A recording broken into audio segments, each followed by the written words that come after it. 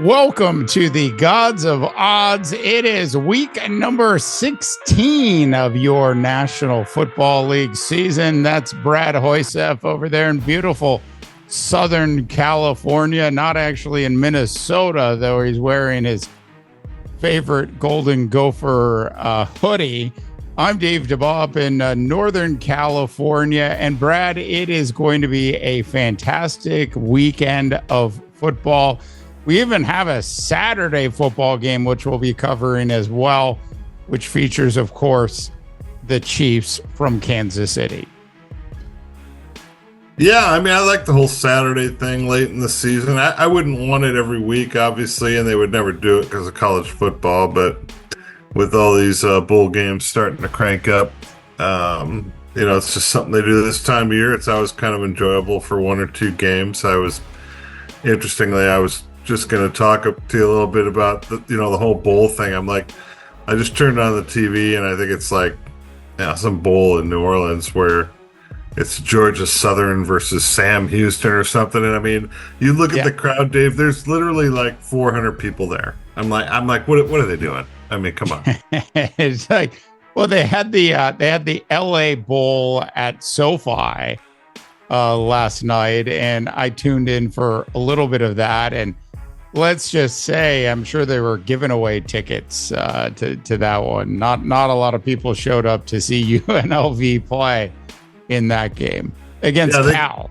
Who was, by the way, 6-6. I mean, geez. Yeah, they gave an aerial shot from the upper deck of like the Superdome and I'm like, you shouldn't even done that because I don't even think the upper deck at all was open. And just on the, lower behind the benches, there was, 300 people scattered on each side of the field. And I'm like, this is just crazy. Why are they even doing this? I mean, it's got to be a total losing proposition for these investors and these people that are, trying to fund these events. It's just crazy. Yeah, it is absolutely crazy. All right. As always, we've got our top 10 games worth actually spending some money on. Brad, why don't you go ahead and kick us off? All right, well, the first one I had on the board there is the Lions at the Bears. The Lions are 6.5-point favorites on the road in Chicago. I just get a sense that I know the Lions are really in tough shape defensively. They've had a billion injuries, but you just know Dan Campbell is going to have them really angry after losing a game. Like, he's going to want to, make a point that, hey, we're just fine here in Detroit. We lost one game, a shooting match with the Bills, but we're going to be just fine. 6.5, I thought was a little bit low. I just think the Lions are a far superior football team. I think the Bears have pretty much given up at this point. That Lions defense, though, Dave, they're not healthy and they're not good. And but I don't know how you feel about the injury to Montgomery. I personally think it's addition by subtraction for the Lions. I think Gibbs is a better football player. I think he makes them a more dangerous team. But I'm going to take the Lions. I'm going to give the 6.5. I mean, we completely disagree on the team is better without David Montgomery line of thinking, which is just absolutely nuts. But in my opinion, in this particular game, this is a easy one to pick. I've got to believe. I mean, the Lions, not only do they want to win this game, they have to win this game if they want to end up with home field advantage throughout the playoffs. Regardless of the MASH unit that has been collected. I mean, you could literally form another football team with all the players in Detroit that are injured and out for the season. So, big compliments to Dan Campbell. I'm not really sure what they're supposed to do on the defensive side with all of those injuries. They're just going to give up a lot of points, I think, the rest of the way. It's probably one of the reasons they're no longer the favorites in Vegas to actually have a shot at taking down the Chiefs in the Super Bowl this year. That's why America's new darling is the Eagles. Yeah, two things, Dave. First off, the best elixir for your defense is playing the Bears. I mean, that's That's an offense that doesn't know what the hell they're doing. They can't get out of the way of themselves. Bad offensive line, guys now dropping balls that are generally reliable guys. Um, just, just a bad offensive scheme. But I want to go back to this Gibbs situation with Montgomery. I didn't say I think they're a better team. I think weeks 1 through 12 or 15 or whatever, it's okay to have those two guys out there. Yeah. I think Gibbs is a more dangerous player. Yeah. And I think this is getting to that time of the year where you need to have your best players on the field. I think the whole running back by committee thing now is you can kind of throw it out the window this time of year. You need to have your best players on the field. It's just like, Pacheco the last couple of years with the Chiefs. They would send out a rotation for most of the year, and then all of a sudden now when it gets to crunch time, you got to have the best guys out there. And I think Gibbs is he's a bomb waiting to blow up. I mean, he's so good. Yeah. Every time he touches the ball, he can go 70 yards. And you're not going to get that out of Montgomery. Yeah. From that perspective, you're right. It's just the tough yards down, near the end zone that I would prefer to have. Running backs are a dime a dozen, Dave, that can do that. There's 1,000 guys up there that can get that done. Hey, last thing on this game is, Caleb Williams hasn't actually thrown an interception, I think, since like Halloween. So, as bad as that offensive line has been, and yes, Caleb's taken a lot of sacks. And yes, if you watched any of the video of him this week, he does look defeated and sounds defeated at this point. But still, I think he's done a good job in just an absolutely horrific position. I mean, that's what you get when you get picked number one by a franchise that is perpetually near the bottom of the NFL year in and year out. All right, moving on. Eagles at the Commanders is my first game of the week. I'm just super quick on this. Eagles favored by 3.5. I'm wondering if this is essentially going to be a home game for Philadelphia. We know the two cities not that far apart. Of course, I love what the Commanders have done. They've been sputtering a lot, leaking oil, so to speak, Brad, which is something your electric car probably doesn't do. But at the end of the day, I look at this and all of the turmoil that came out this week with the Eagles players continuing to sort of rip on the coaching staff. I think this is just who this team is. They are a perfect representation of the city that they play in. I like the Eagles a lot on the road. The Commanders played really good at the beginning of the year. There's some areas of this team they need to go back to the drawing board on. Yeah, I'm not quite sure how Philadelphia ever got the name the city of brotherly love. I mean, it's about as opposite of that as you could possibly imagine. But I'm going to take the Bucs in this one. I kind of feel like it's their turn to kind of rebound. They had that great start. Everybody was talking about them, and they were, the big story really the first 5-6 weeks of the season. One of the big stories, anyways. That and Jade Daniels. I was a little uncomfortable with the line on this one. I didn't really care for that, that extra half a point being 3.5. So I'm going to take the Bucs. I'm going to take the 3.5 from you. I'm going to take Washington at home. I don't know that they win the game, but I think they keep it pretty darn close. It's a rivalry game, and I think it's time for Washington to have a good game and look good. Okay. I couldn't let it go. Okay, so the definition on the city of brotherly love, the city's founder, William Penn, chose the name to reflect the vision of a city that was tolerant of different religions and ethnicities. Dave, they're no more tolerant today than they were when William Penn was living. Okay? I know. And then the article goes on to say, nice things about William Penn and how he fairly paid for the land he took from the Native Americans. What was the old saying in Philadelphia? They booed Santa Claus for 40 years or something like that. Oh yeah, easily. Yeah. All right. Well, on to my next one. I've got the Saints at the Packers. Packers are 13.5 point favorites at home against the Saints. New Orleans is they look defeated, Dave. I don't think Alvin Kamara is going to play in this game. I don't know who's playing quarterback, but they don't seem to be able to do anything right in recent weeks. So I'm going to take the Packers at home. It's a tough place to win. I'm going to take Green Bay. I know it's a big, big line, 13.5. It's not something that ever thrills you all that much, but Yeah. I just don't see this being a close football game. New Orleans look like a team that's playing for a higher draft pick at this point. Hey, look, super simple to pick this one, which is simply to say I have no faith at all in the New Orleans Saints. I think the only thing I know about New Orleans is they're probably going to have a Super Bowl sometime soon there, and the Saints won't be in it. This is an easy one to pick. The Packers want to do everything they can do to continue to apply some pressure in the division. The Vikes have a tougher road game this week on the road in Seattle. So I like the Packers a lot. The line's just crazy big, but I'd much rather talk about Larry David showing up at the pregame of today's Charger game. He just showed up on TV. Well, the Chargers could use him right now.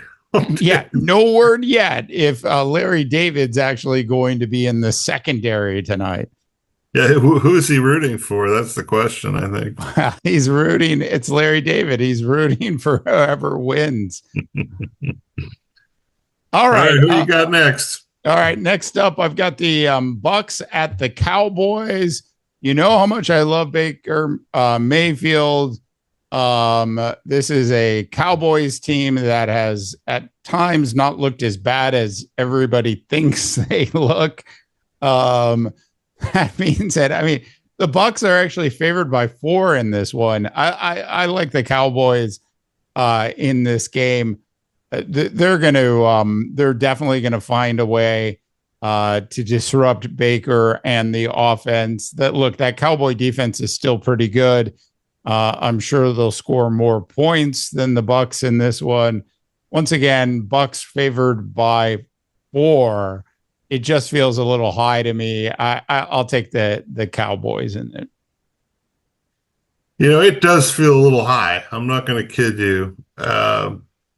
It's two teams that, man, they're both like, unpredictable as could be. Baker and the boys looked really good last week, but I mean, we've seen this story before. I just think that the Buccaneers, they got a really good running game. They can run the ball, and then if Baker can add something to the mix, like a Mike Evans pass, but how good is Mike Evans? I mean, the guy just continues to do it.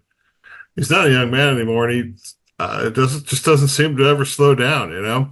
I'm going to take the Buccaneers. I know it's a risky pick. I didn't really like this game at all. I know it's 4, and I would rather have it be 3, but I'm going to take the Bucs. I'm going to give the 4. I just think they're a better football team right now than the Cowboys.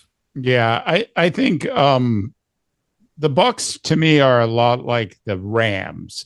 I don't know what I'm going to get from week to week, and so I think this game's actually won by the Cowboy defense. So that's where I'm hedging. I think that's where we have a difference of opinion on this one. Well, here's a game that absolutely nobody will be watching. Well, there might be some new viewers now because there was some news that came out this afternoon, but the Giants are at the Falcons, and the Falcons are 8.5 point favorites, which, man, I thought that was humongous. They've now announced Cousins is going to be benched. He's not going to play. It's going to be Michael Penix as the starters for the Falcons. I found that to be equally amazing that the line was 8.5.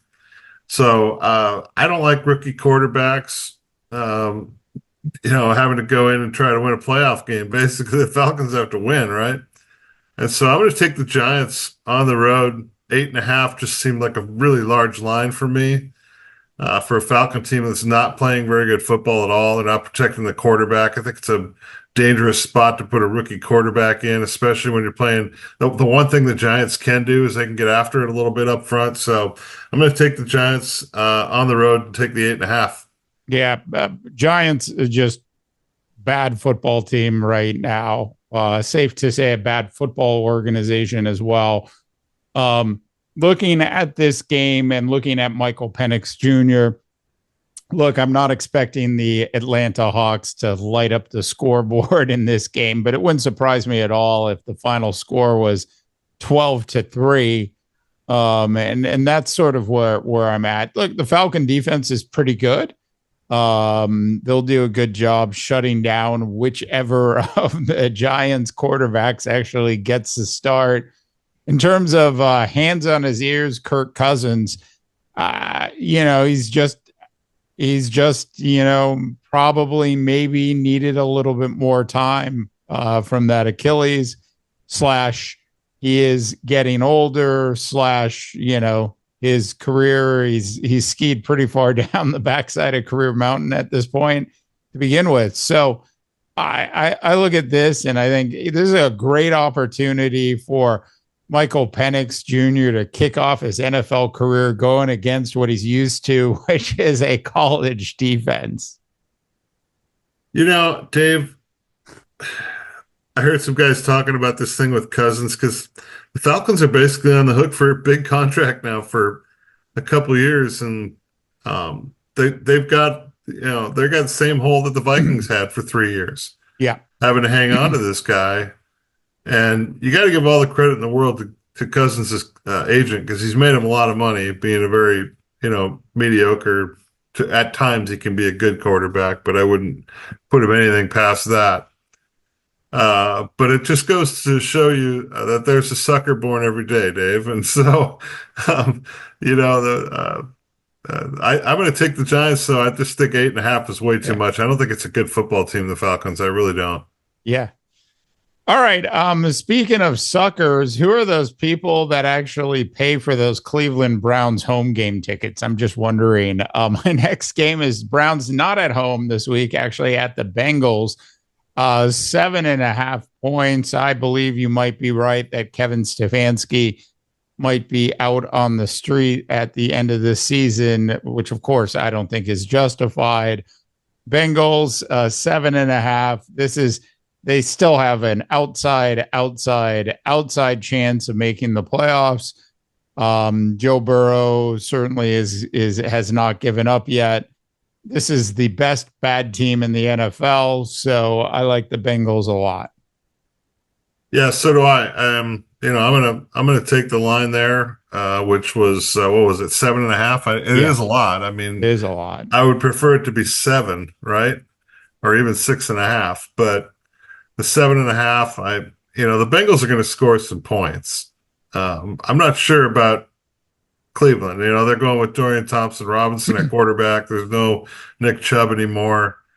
Some of those wide receivers, Njoku's been nicked up for a couple of weeks. Cedric Tillman, the number 2 receiver, is a little nicked up. I just don't like what they're doing out there, Cleveland. Like you said, Stefanski looks like he's kind of on his last string there in Cleveland. And I'm with you. I think he's been dealt a really bad deal of cards. I mean, I don't know how this young GM they got is keeping his job. That when you look at what happened with the quarterback situation and the long-term contract with all the money for Deshaun Watson, you just got to wonder, how does a kid, he's only like 35 or 37 years old, this GM in Cleveland, how does he keep his job at this point? Because he's been there like 4 years, and he's got one of the worst contracts out there with Watson that we've seen in a long time. I'm thinking back to like when Bobby Bonilla was playing baseball for the Mets, and he got this deal where he got paid for like 10 years after he retired. Oh, yeah. Bobby Bonilla Day, where he gets and I think it was like 30 years, he gets $1 million every day. Yeah, it's just some crazy deal. And so this one is, it's a lot more money, in a short amount of time, but still it's got to be a crushing blow for that franchise. Really, where do you go? I mean, Yeah. you're kind of screwed. And so I just don't like what's going on in Cleveland, but they had to make a change. Jameis Winston is a mess.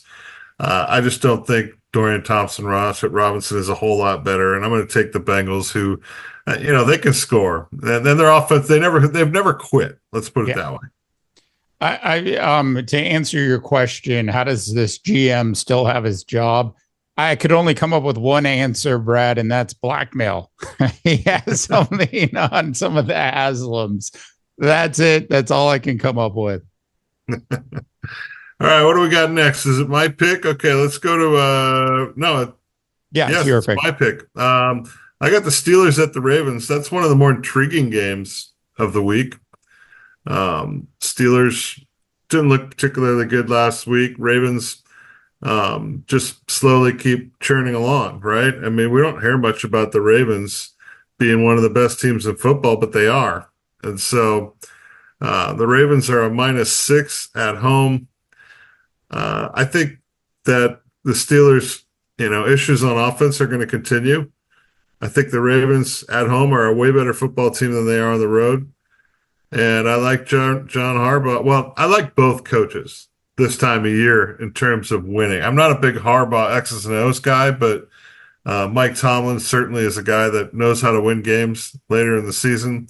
I just like the Ravens at home here, -6. I know it's a fairly big line. I don't really care for that very much, but I just saw some things in the Steelers I didn't like last week, and I say it continues through this week. Yeah, and I've seen some things I like a lot in the Ravens this week, and I think you make a good argument for it. I'm just going to go ahead and flip flop on this one, and I was going to take the Steelers, but I'm just going to simply agree with you on the Ravens and switch it up. I really struggled with the line because we know these two teams are probably going to play each other pretty close. And that's really where I struggle. But I feel like the Ravens are about to start streaking in a positive way. So I'm going to go ahead and agree with you and take the Ravens. Dave, we haven't heard a lot about Lamar Jackson, right? Yeah. He's number one in passer rating. Dave, he showed 34 touchdowns with only 3 interceptions. I know. It's an amazing number. I mean, we've heard all the other sub stories, the story about Darnold. We've heard stuff about other quarterbacks throughout the year. But the numbers this guy's putting up are just amazing. And so this time of year, I want to go with the hot quarterback. I'm going to take him. I feel more comfortable that way. Okay, so that is one of the Saturday games, Brad. To the other Saturday game we go, where the Texans are probably going to be facing Carson Wentz at quarterback, with Andy Reid calling the plays. Texans at Chiefs. Chiefs favored by just 3 points in this game. The line is too low to not take the Chiefs, in my opinion. Even if Patrick Mahomes was playing, and we know he's struggled a bit this year, and he struggled a bit last year, we do know that the Chiefs down the stretch tend to be a very good football team. I mean, they've won 2 Super Bowls in a row and certainly have put themselves in a position for a third. So I like the Chiefs a lot in this. My only hope is that you make the classic mistake of being like, no, Patrick Mahomes. I'm going to go with the Texans, but I'm taking the Chiefs. You're taking the Chiefs, yeah. Yeah. I actually flipped on this one. I'm going to take the Texans. If Mahomes isn't playing, it's one of those things. Obviously, you wait and see what the injury report says up till 90 minutes before the game starts, because Mahomes is magical that way, right? He tends to play. He plays hurt, But I think if he doesn't play, Dave, it's a bit of a red flag to me for this Chiefs team. That things might not be as good with him as they say, because usually Mahomes is the kind of guy that'll play, but it is a high ankle sprain. Those things can be pretty tender, up for 2 to 3 weeks. if I was going to bet this game, I'd take the under at 41.5. I think both of these teams are incredibly mediocre offensively. Houston's got a terrible offensive line, and if there's one thing the Chiefs can do, it's make things tough for you offensively. Their defense, I think they've been winning with their defense all season long. Neither team's offense, the Chiefs haven't looked good all season long, despite the fact they got the best quarterback in the league, at Patrick Mahomes. And so I think it's a defensive football game. I don't really like, I think 3 is, it's a fair number, but I'm going to take the Texans. I think the Texans have shown signs of becoming that team we thought they were going to be at the beginning of the year. And so I'm going to take them. The Chiefs don't seem to be pressed that hard to get Mahomes on the field, which tells me that they're not, they feel like they've got one they can give, so to speak. So I'm going to take the Texans. I'm going to take the 3. It's, run for your life, CJ Stroud. That's what it's been. Yeah, run for your life, both of the guys, actually. Yeah.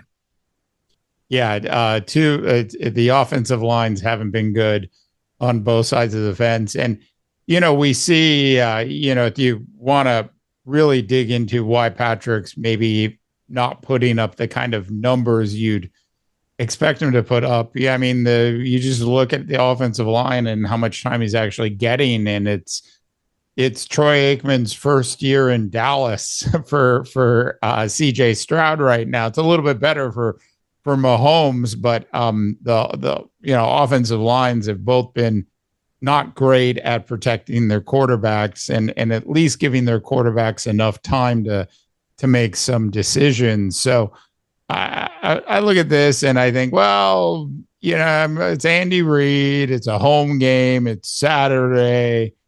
The Chiefs want to wrap up home field in the AFC. So they'll figure out how to win, and I think they'll do it by more than 3.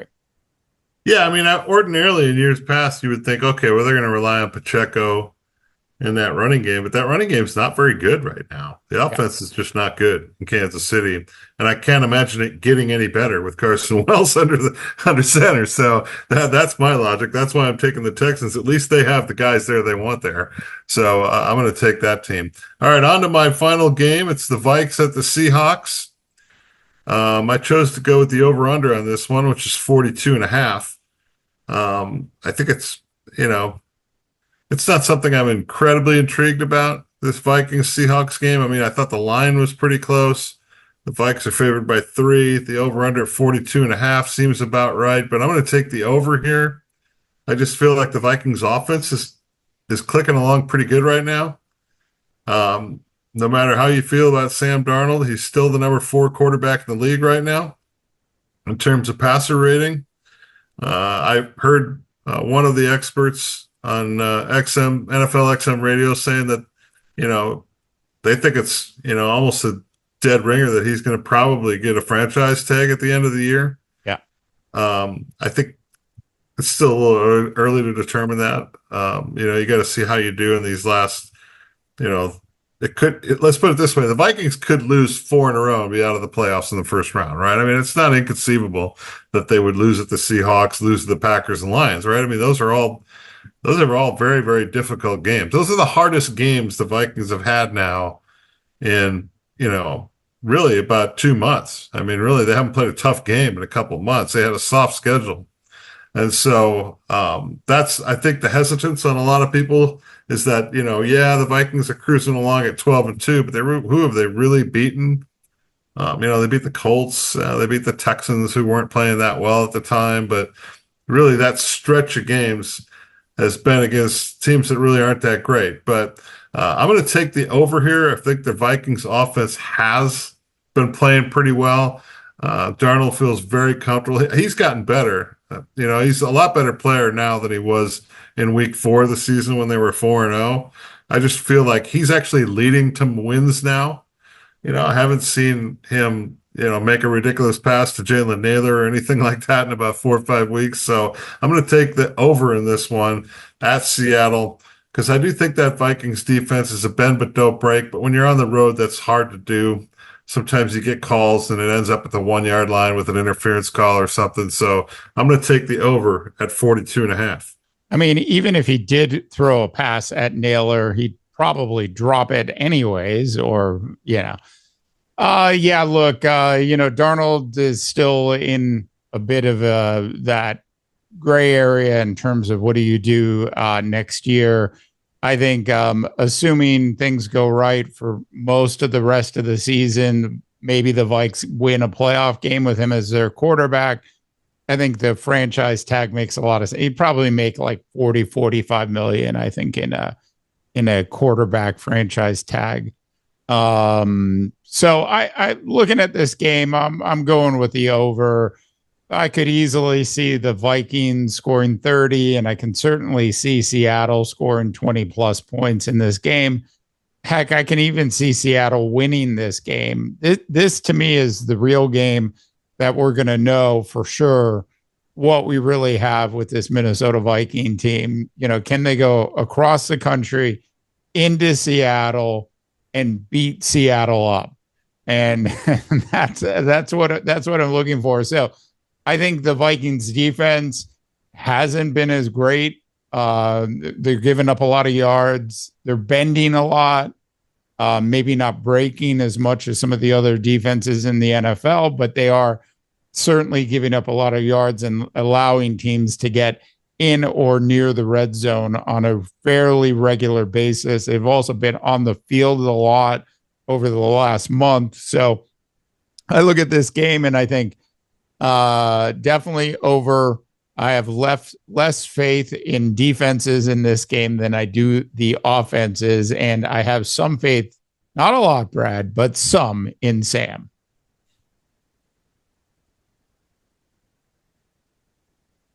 All right. Not sure if we lost Mr. Hoysef there. We'll see if he gets reconnected. All right, now we're back, Dave. I missed the last, 20 seconds of that. That's all right, Brett. We're moving on to the very last game. I got one more thing to say on that Vikings game, though. Yeah, go for it. Seattle Seahawks have one of the worst offensive lines in football. So I could see that being a trouble spot also for Geno Smith. But the Vikings they bend a little bit. Let's just put it that way. It's a little bit of smoke and mirrors. But having said that, I talked in one forum this week. I don't know if I'm more concerned if you're the Vikings about potentially losing Darnold, or if you're potentially concerned about losing your defensive coordinator, who's been an absolute wizard with that, defensive, product for the last 2 years. I mean, let's not forget when Flores came, that defense was absolutely horrendous. I mean, they were 28th in the league. They couldn't do anything right. They don't have a bunch of big names out there. It's not like it's kind of the no-name defense that I'd like to call them, right? But his schemes and his game planning are off the charts. I'm really worried about losing that guy. I'd throw a Brinks truck at him to keep him in town. Yeah, well, he might not interview well anyways, so you maybe don't have to throw out more than half of a Brinks truck to keep him. I agree with all of that. It's amazing to me though. This Viking defense, Brad, it bends as much as all those tech visionaries that keep having dinner in Mar-a-Lago. I have as much fun watching their defense when it's on the field. I really do. I do too. I love watching their D play. It is fascinating to watch. All right, final game we got to get through here pretty quickly is the Rams at Mr. Enigma himself. I don't know if you've seen the Aaron Rodgers show yet on Netflix. I scanned by it, but didn't stop to watch. Maybe I will this weekend if nothing else is going on. But Rams by 3.5 at the Jets. I've been saying this for about a month and a half. I have no idea when it comes to the Rams, but they are 8-6. Sean McVay is going to have them ready to win. They have an opportunity to win the division. I like how they're playing on both sides of the ball. I'm just going to go ahead and take the Rams. This is a bet against the Jets as much as a bet for the Rams. Yeah, I'm going to actually flop on this one, and I'm going to take the Jets. I don't like the half a point. I like the Rams to win the game. I just don't like, I don't know. I like the Jets keeping it within a field goal at home. I watched some of the highlights from that Jets game last week, and Aaron Rodgers still throws one of the best, most beautiful passes on the planet. I mean, he really does. It's a wonder how good that guy throws that tightest spiral, and it looks so beautiful flying through the air. It's just different. It's like a different animal in the forest, right? And so it kind of feels like maybe he's starting to get comfortable with some of those guys around him. I know they're still not a good football team.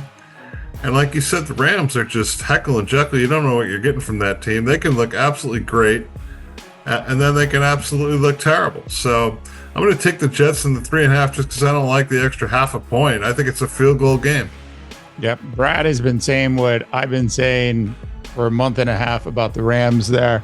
I totally get it. I don't know if you heard the news this week, but apparently all sorts of stuff has leaked out about the Jets organization and how some of his sons had an impact on not taking or not signing Jerry Jeudy because of his Madden rating. That's the kind of shit that's actually going down with this Jets organization at this point. It's a total mess. You can't write this stuff. But yeah, I agree with you, Brad, on this one, or I disagree with you. I'm sticking with the Rams. I don't believe in this Jets organization at all. And if you want to have another bad year, just go ahead and let Aaron Rodgers come back for another season. Well, yeah, I mean, I agree wholeheartedly on the Jets organization. It's a mess. And I really thought they had a better product there than their record. I really did. And I'm not sure Aaron Rodgers offensively has been the problem. I'm really not. I mean, he still throws a beautiful pass. He's still able to feel the pocket when it's collapsing a little bit and able to escape a little bit. He just looks old to me, like and frail, like he's going to get hit and that's going to be it, right? Yeah. Yeah. All right. Well, that is it. Our top 10 games for this week 16 of your National Football League season. That is Brad Hoysef over there in beautiful and a little bit dark Southern California. I'm Dave DeBaugh up in Northern California, wishing you all a tremendous rest of your sports viewing day. This is Phoenix.